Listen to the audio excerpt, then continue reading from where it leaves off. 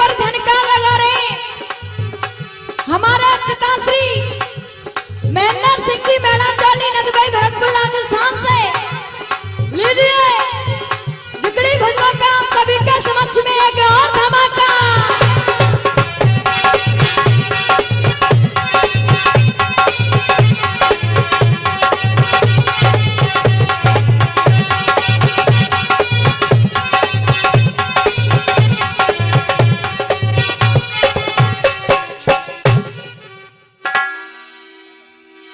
परमादरणीय पंच committee में बैठे हुए पंच कमेटी के सदस्यगण महोदय, बैठे हुए अतिथिगण महोदय, बैठे हुए मंदिर प्रांगण में दया स्वरूप मेरे संत महाराज जी, जितने भी मेरे बुजुर्गगण दूर दराज से पधारे हुए मेरे आगंतुक महानुभाव, जिकड़ी प्रेमी जनता जनार्दन, सभी के श्री चरणों में सर्वप्रथम सबसे पहले कुमारी लक्ष्मी सिनसिनवार की तरफ से हाथ जोड़ करके सत सत कोट नमामि नमस्कार राम राम सा। सज्जनों, आप सभी लोगों को विदित है, प्रत्येक कलाकार आपके सामने अपनी कला प्रस्तुत करता हुआ जा रहा है, लेकिन भैया जी कहते हैं कि हर कलाकार का कर्म उसकी पहचान बन जाता है। आप सभी लोग हर कलाकार के कर्म से, हर कलाकार की गायकी से, हर कलाकार के ढंग से उसकी पहचान कर रहे हैं, क्योंकि भैया जी कहा भी है कि आए एक ही घाट से, आए एक ही घाट से, उतरे एक ही घाट, और अपने अपने कर्म से सो है गए बार। सारी बातें बाबा साहब कर्म की हुआ करती है, लेकिन भैया जी विचार कीजिएगा, गौर कीजिएगा, जैसा कि हमारी कमेटी का आदेश है भैया, और कमेटी का आदेश की जिकड़ी सुनाई जाए। और भैया जी जब जिकड़ी की शुरुआत होती है ना, जिकड़ी का नाम आते ही जनता की जुबान पर, विद्वान लोगों की जुबान पर एक नाम आता है, वो होता है साखी, क्योंकि बाबा साहब बिना साखी के जिकड़ी अधूरी होती है। आइएगा जिकड़ी का प्रारंभ करते हैं आप सभी के समक्ष में, वो भी साखी से, लेकिन भैया जी साखी को जरा आध्यात्मिक की तरफ ले जाएं, विचार कीजिएगा, गौर कीजिएगा। भैया रामवीर साखी जवाब दे रही, सुनिए कैसे।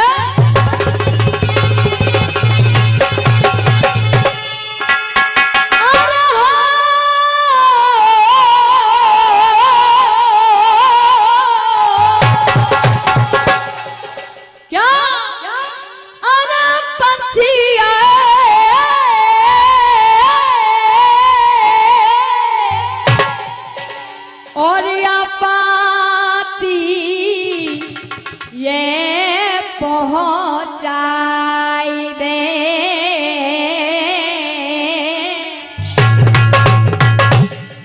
और जहां भरता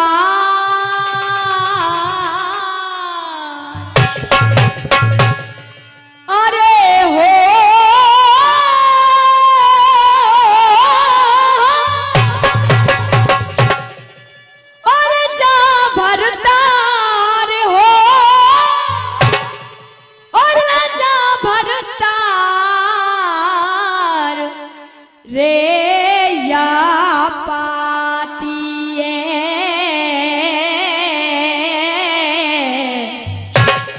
और तू अयो उनको घाए,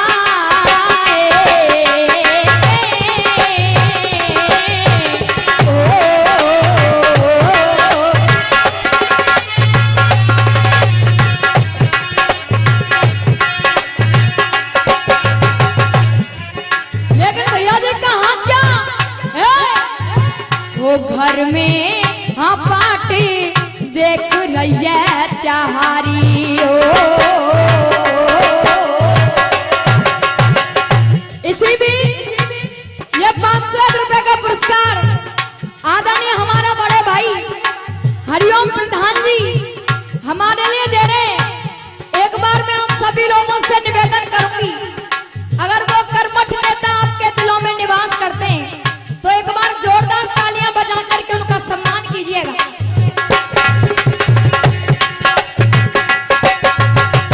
और इसी बीच ये 51 रुपए का पुरस्कार हमारी छोटी बहन हेमा भोटर निवासी हमारे लिए दे रही है, जो आपके ही गांव की बच्ची है, बड़ा ही प्यारा गाती है। बार बार आशीर्वाद की कामना करेंगे भैया जी। और इसी बीच ये 101 रुपए का पुरस्कार आदरणीय हमारे बाबा साहब मंगती जी खारी का नगरा निवासी हमारे लिए दे रहे हैं। बार बार आशीर्वाद की कामना करूंगी भैया जी। कहा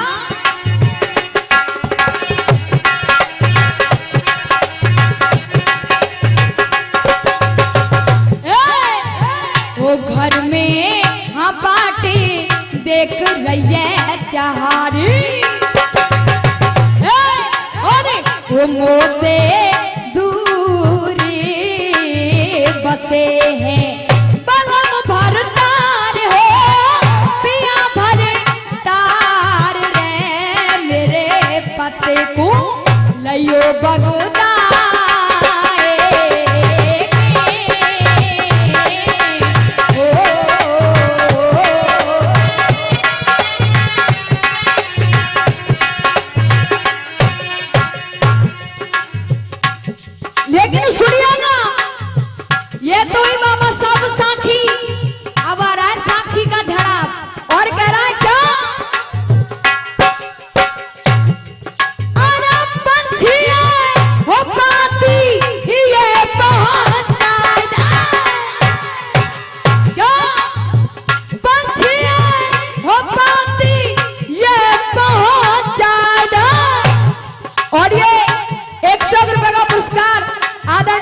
चाचा जी मुरारी जी धाम निवासी दे रहे हैं। बार बार आशीर्वाद की कामना करूंगी भैया जी। कहा क्या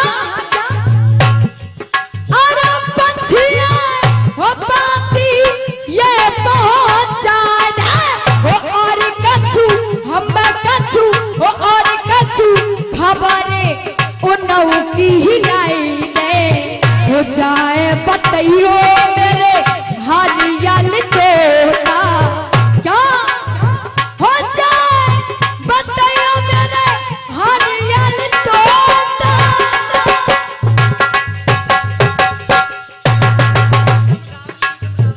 और ये 51 रुपए का पुरस्कार बड़े भाई प्रीतम सिंह जी डाबली निवासी हमारे लिए दे रहे हैं। बार बार आशीर्वाद की कामना करूंगी भैया जी। कहा बतइयो मेरे हरियल तोता हो पिया हो सजना हो बलमा बिरह में खाई रही मिगोता हो पिया बिरह में खाई रही मिगोता।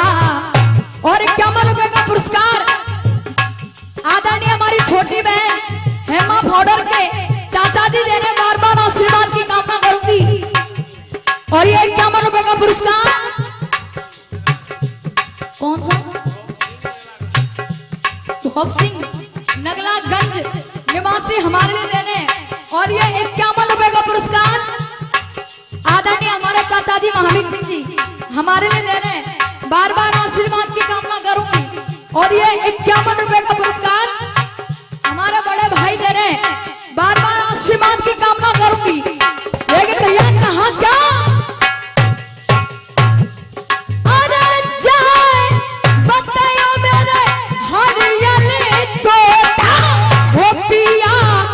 सजना वो बलमा बिरह में खाई रही मिगोता क्यों हो जाने हैं कैसे होंगे मेरे पिया क्यों भैया अरे जानी कैसे होंगे मेरे पिया।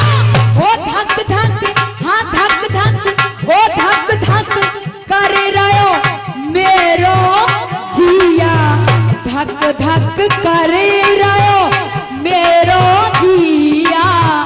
और ये 51 रुपए का पुरस्कार आदरणीय बड़े भाई पूरन सिंह जी हवलदार हमारे लिए बार बार आशीर्वाद की कामना करूंगी।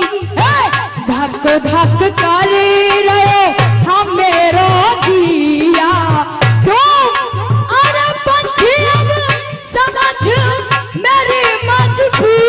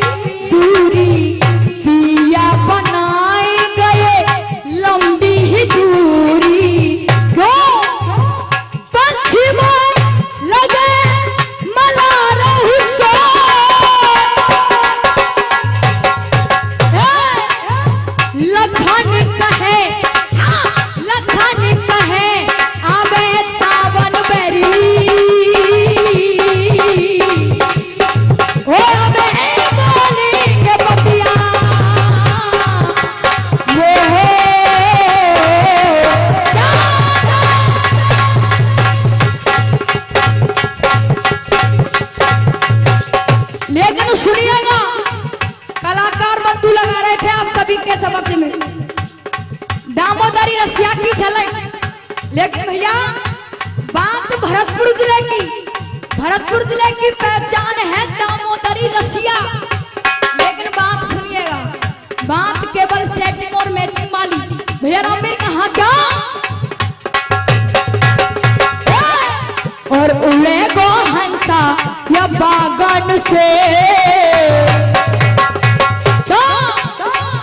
बागन से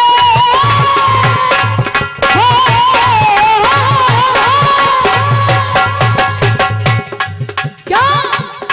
और इसी बीच ये 51 रुपए का पुरस्कार आदरणीय बड़े भाई हरिओम प्रधान जी के मौसा जी हमारे लिए बार बार आशीर्वाद की कामना करती। भैया जी कहा क्या और उड़े गो हंसा वागन से हो तेरा कोई न साथी हो।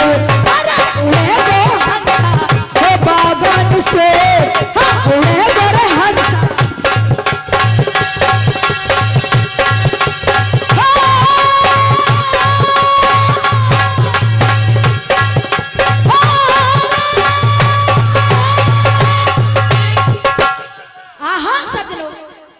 बाबा साहब लगाइएगा ध्यान को प्रसंग की तरफ। ऐसा कोई प्रसंग, ऐसी कोई भी कथा, ऐसी कोई भी कहानी आपके सामने शेष नहीं जो आपने अपने कानों से 10-20 बार ना सुनी हो। लेकिन भैया जी गौर कीजिएगा, एक समय पितामह भीष्म काशी के स्वयंवर से बाबा साहब 3 कन्याओं को जीत कर के ले आते।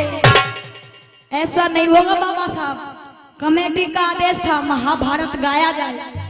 कलाकार बंधु मन की कर रहे हैं, मन मर्जी कर रहे हैं। लेकिन भैया जी गौर कीजिएगा, भैया जी पितामह भीष्म 3 कन्याओं को जीत करके ले आए। 2 कन्याओं को चित्र और विचित्र के लिए दे दिया। आज तीसरी कन्या साल्व राजा के पास में पहुंच जाती है, क्योंकि वह उससे प्यार करती थी, उससे प्रेम करती थी। साल्व राजा ने उसको स्वीकार नहीं किया, उसको मंजूर नहीं किया। तीसरी कन्या जिसका नाम था अम्बा। आज सज्जनों, अम्बा ने देखा साल्व राजा ने मुझको स्वीकार नहीं किया, पितामह भीष्म के पास चली गई। पितामह भीष्म उसको स्वीकार नहीं करते। अंत में आज बाबा साहब पितामह भीष्म के भी गुरु परशुराम जी के पास में वो अम्बा नाम की तीसरी कन्या पहुंच जाती है। जाकर के सारी व्यथा सुना दी, सारा हाल सुना दिया। आज परशुराम जी के सामने बाबा साहब हाथ जोड़ करके कह रही है कि सुनिए महाराज, आपके चेले का नाम पितामह भीष्म है और उन्होंने मेरे साथ किया क्या है। भैया जी सुनिएगा कैसे और क्या जवाब दे रहे हैं।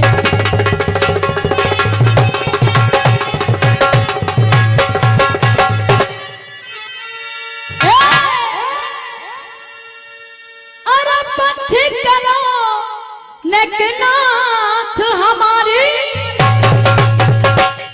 ओडला त्यारो लियो सहारो है और बिना तुम्हारे और बिना तुम्हारे श्री भृगुनंदन कोई जग में ना हमारो है।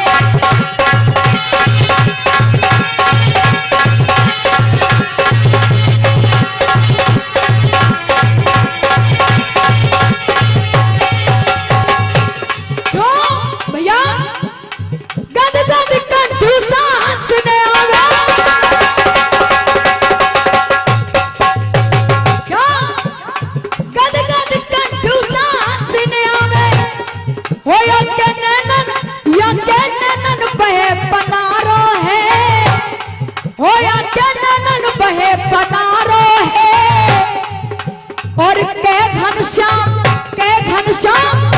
घनश्याम गाम पटलोनी अम्मा बचन उच्चारो है के घनश्याम।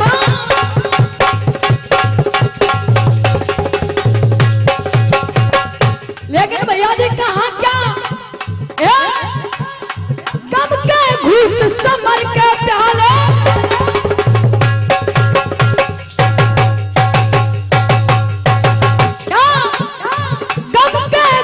समर के प्याले और जी आंख मीच पीना चाहिए। अरे है आफत का और इसी बीच ये रोहतास भोडर राजपाल ठेकेदार जी भोडर निवासी 101 रुपए का पुरस्कार दे रहे। बार बार आशीर्वाद की कामना करूंगी। लेकिन कहा क्या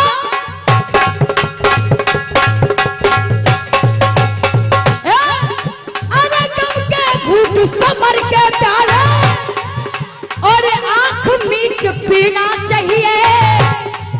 अरे है आफत का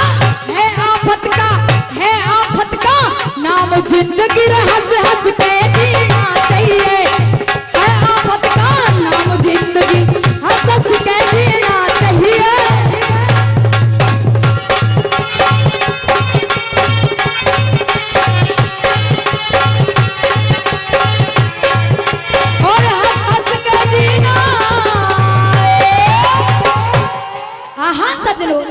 आज बाबा साहब जैसे ही अम्मा ने सारी कथा सुना दी, पितामह भीष्म के गुरु परशुराम जी ने आज बाबा साहब दूसरे पक्ष को सुने बिना एक फैसला सुना दिया।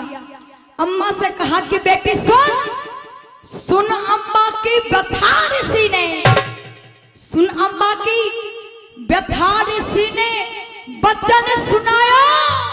अरे 3 वचन दे दूं करूं तेरे मन को चाहो मत कर मन में ढा, मत कर मन में ढाए।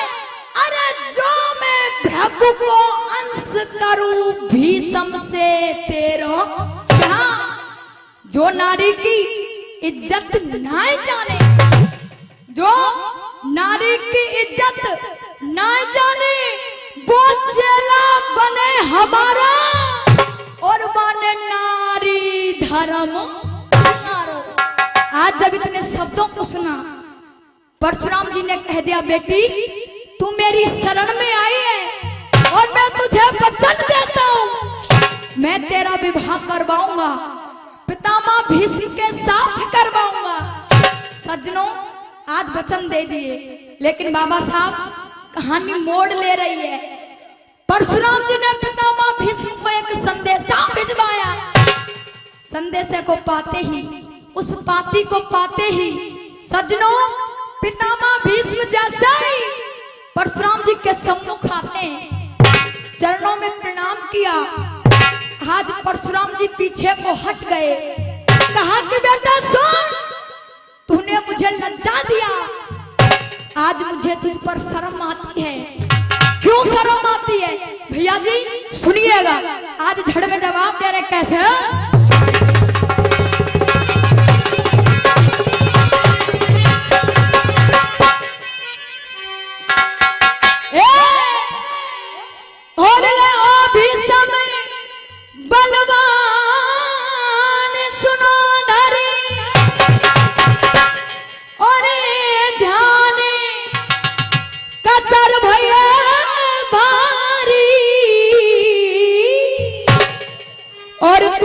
मर लायो और तू स्वयं मर लायो, जीत रे क्यों छोड़िए अपना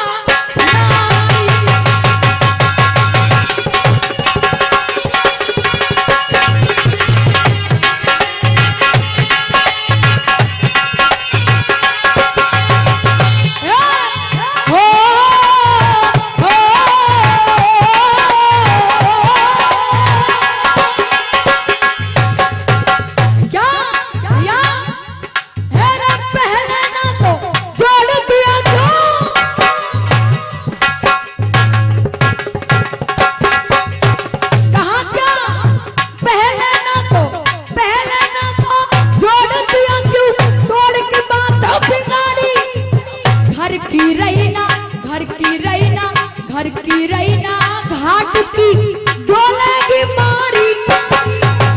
लेकिन सुन, सबसे कहा है किसी ने क्या है? चार दिना की खिली चांदनी।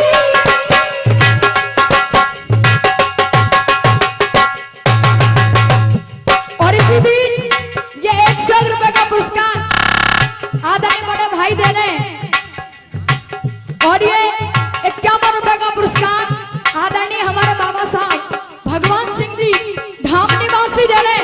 बार बार आशीर्वाद की कामना करूंगी भैया, लेकिन कहां क्या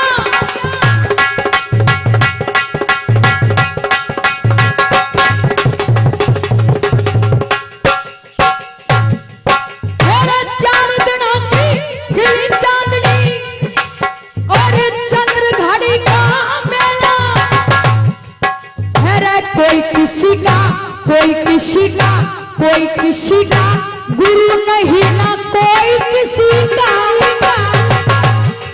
क्यों कहा विद्या बात करे,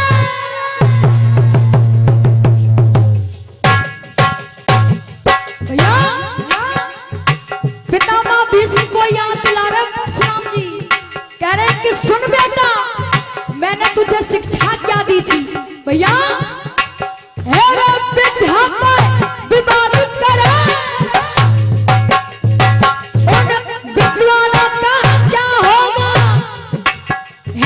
करे अनीति, करे अनीति, करे अनीति, निर्बल से तो बलवानों का क्या होगा? बलवानों का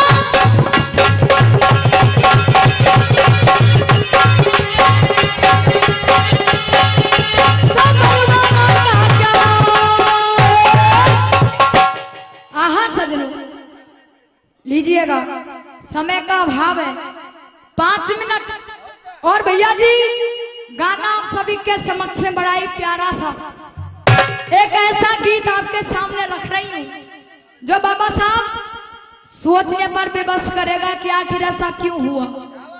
भैया जी गौर कीजिएगा, बाबा साहब इस सृष्टि के अंदर 4 युग बना दिए, सतयुग, त्रेता युग, द्वापर युग और कलयुग। लेकिन बाबा साहब आपके सामने 3 युग की बातें बड़े प्रत्यक्ष रूप से आपके समक्ष रख रही हूँ। एक नारी बाबा साहब जिसका जन्म इस सृष्टि के सृजनकर्ता के रूप में माना जाता है, लेकिन भैया जी फिर भी उस नारी पर ना जाने कितने अत्याचार होते हैं, और उन अत्याचारों की वजह से नारी हर एक युग में एक कर्म कर जाती है। सुनिएगा भैया जी, गौर कीजिएगा, फिल्मी दुनिया वालों ने बाबा साहब बड़ी प्यारी सी एक तर्ज निकाली, और भैया जी तर्ज के बोल सुनिए कैसे।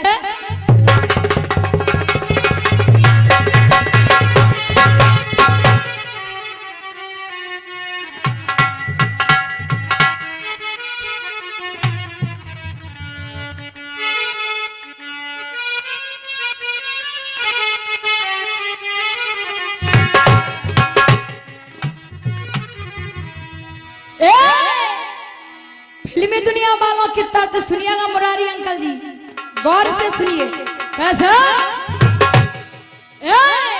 और हम जिए मरेंगे और की दुनिया याद करे, और हम ऐसा करेंगे प्यार की दुनिया याद करे। ओ हम ऐसा करेंगे प्यार की दुनिया याद करे।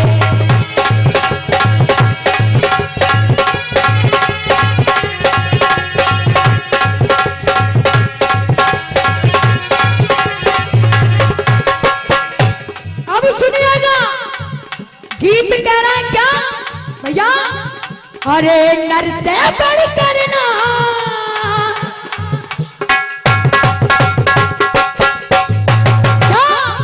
है रे, नर से बढ़कर नार जुल्म क्यों सह गई है।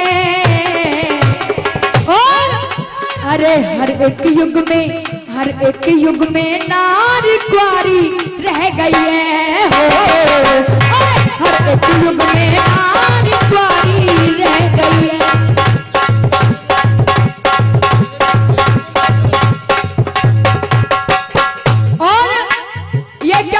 पुरस्कार आदरणीय बड़े भाई जगदीश सिंह जी गंजा का नगला हमारे लिए दे रहे, बार बार आशीर्वाद की कामना करेंगे भैया जी। लेकिन सुनिएगा गीत कह रहा है कि हर एक युग में नारी कुंवारी रह गई है। अब सुनिएगा सतयुग के अंदर, त्रेता युग के अंदर और द्वापर युग के अंदर ऐसी कौन सी नारियां थी जो बाबा साहब कुंवारी रह गई। मुरारी अंकल जी आप बताइए सतयुग के अंदर ऐसी कौन सी नारी थी जो कुंवारी रह गई।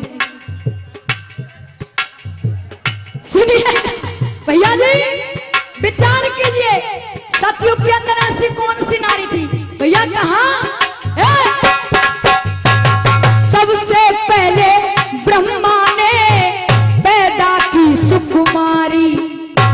क्या है रे, सबसे पहले ब्रह्मा ने पैदा की सुकुमारी, और उसके पीछे खुद ही भागे बन करके व्यभिचारी। और सबसे पहले ब्रह्मा ने पैदा की सुकुमारी, उसके पीछे खुद ही भागे बन करके व्यभिचारी। लेकिन बाबा साहब अब ऐसा हुआ कहां था। ब्रह्मा जी ने भैया जी सबसे पहले एक नारी पैदा की जिसका नाम था सरस्वती। सरस्वती जी को पैदा किया, लेकिन भैया सरस्वती जी के रूप को देखकर ब्रह्मा जी खुद मोहित हो गए, पीछे पीछे दौड़े। लेकिन हुआ क्या भैया, हे रे श्राप कटर से लौटे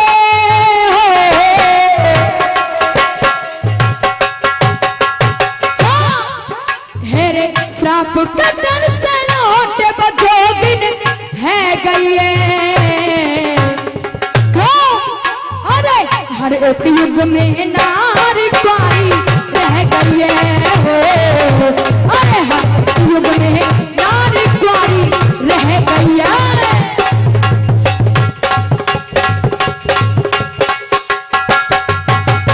अब सुनिएगा ये बात हो गई सतयुग की, लेकिन अब आ रही है बात त्रेता युग की।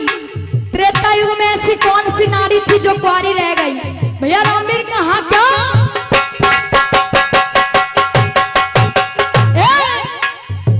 कहा है वेदपति ने करी तपस्या सारो जग दहलायो। है वेदपति ने करी तपस्या सारो जग दहलायो।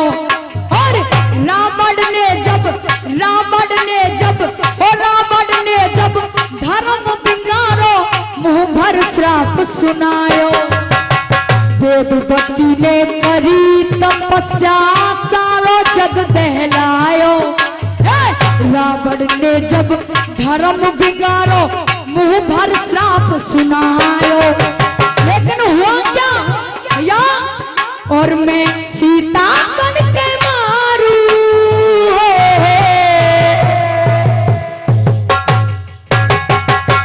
वेदवती जी भगवान विष्णु की तपस्या कर रही थी, रावण सम्मुख आया, रावण ने अपना ईमान खो दिया।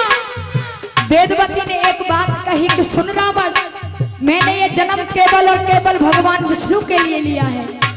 तुमने मेरे शरीर पर, मेरे तन पर निगाह डाली, मेरा तन अब मेरे किसी काम का नहीं रहा, प्राणों का त्यागन कर दिया। इसीलिए कहा क्या, और मैं सीता बन के मारू, वो ऐसी कह गई है। अरे हर एक युग में, हर एक युग में नारी कुंवारी कह गई है। हर एक युग में नारी कुंवारी रह गई है।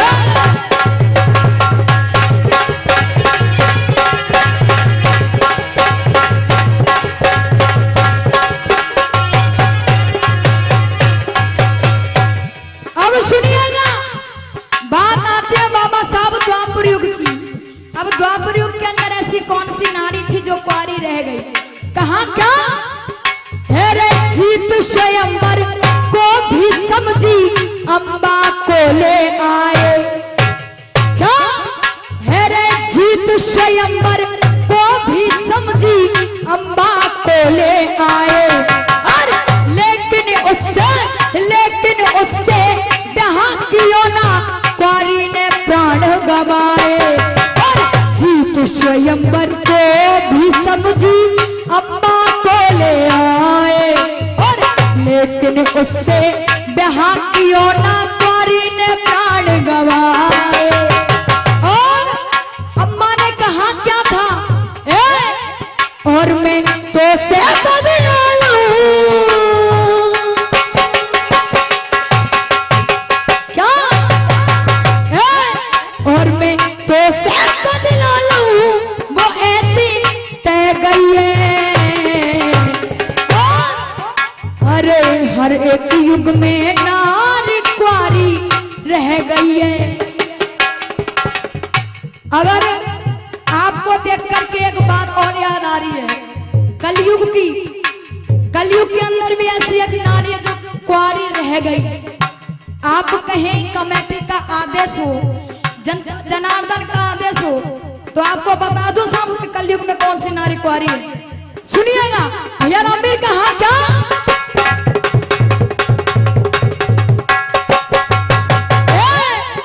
अरे यूपी में भी बैठ गई है कुर्सी पे जी नारी। बुरी मानने वाली बुरी मत मानियो नेट भी भैया, लेकिन कहा क्या,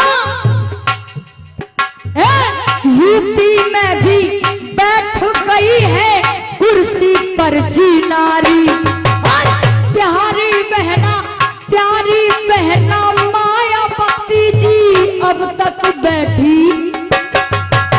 क्या, प्यारी बहना मायावती जी अब तक बैठी कुंवारी। लेकिन भैया जी कहा क्या, कह घनश्याम बीजिए क्या,